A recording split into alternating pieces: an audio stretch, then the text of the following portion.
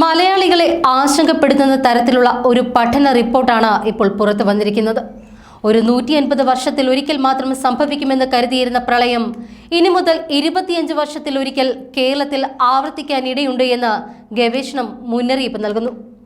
2018 മഹാപ്രളയത്തിൽ നിന്ന് കേരളം കരകയറിയത് ലോകം കണ്ടതാണ്. എന്നാൽ അതിനുശേഷമുള്ള വർഷങ്ങളിലുണ്ടായ ശക്തമായ മഴകളും ഉരുൾപൊട്ടലുകളും സംസ്ഥാനത്തെ വീണ്ടും പ്രതിസന്ധിയിലാഴ്ത്തി.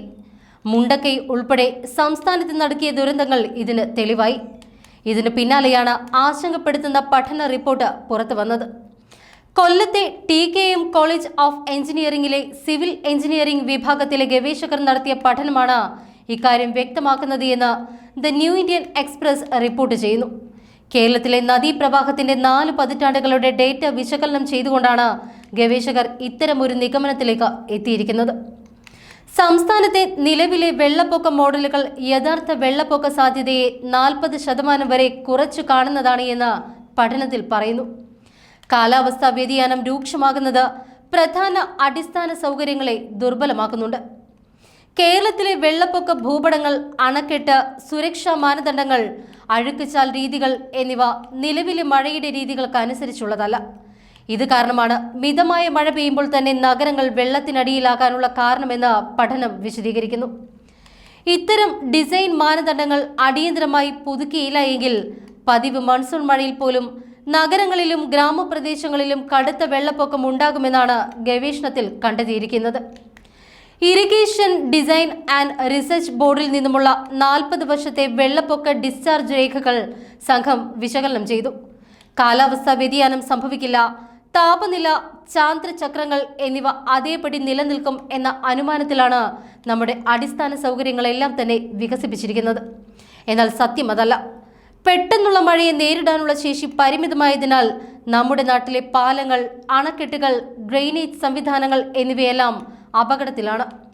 ഗവേഷണത്തിന് നേതൃത്വം നൽകിയ TKM കോളേജ് ഓഫ് എഞ്ചിനീയറിംഗിലെ സിവിൽ എഞ്ചിനീയറിംഗ് വിഭാഗം മേധാവി പ്രൊഫസർ ആദർശ് S ഇക്കാര്യം വ്യക്തമാക്കുന്നു. മിതമായ മഴ ലഭിച്ചാൽ തന്നെ തിരുവനന്തപുരത്തും കൊച്ചിയിലുമെല്ലാം വെള്ളക്കെട്ട് പതിവാണ്.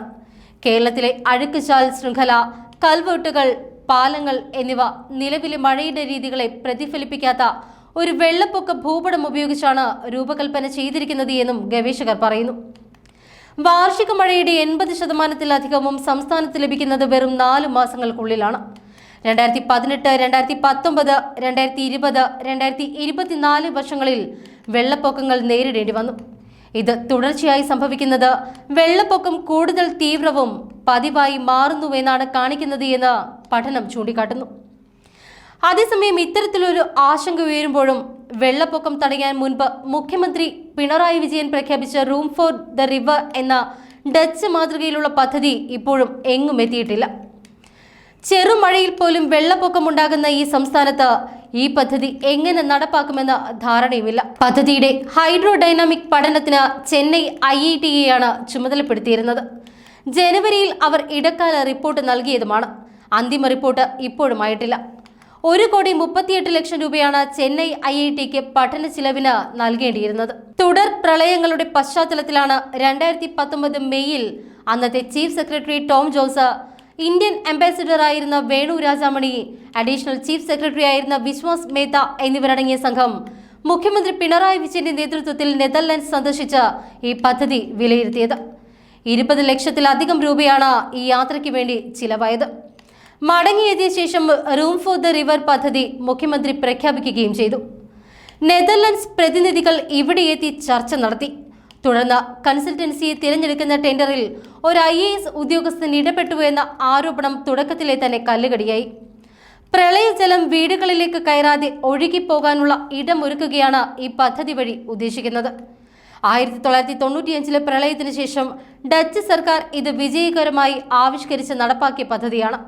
എന്നാൽ ഇത് കേരളത്തിലെ കാലാവസ്ഥയിൽ അനുയോജ്യമാണോ എന്ന് പോലും നോക്കാതെ ഇത്രയധികം കോടികൾ ചിലവഴിച്ച പഠനം നടത്തിയിട്ടും ഇപ്പോഴും ഇതേക്കുറിച്ച് ചോദിച്ചാൽ മൗനം മാത്രം ഭൂഷണമാക്കുന്ന മുഖ്യമന്ത്രി ഈ അവസ്ഥയിൽ എന്ത് മറുപടി പറയുമെന്ന കാത്തിരിപ്പിലാണ് ജനങ്ങൾ.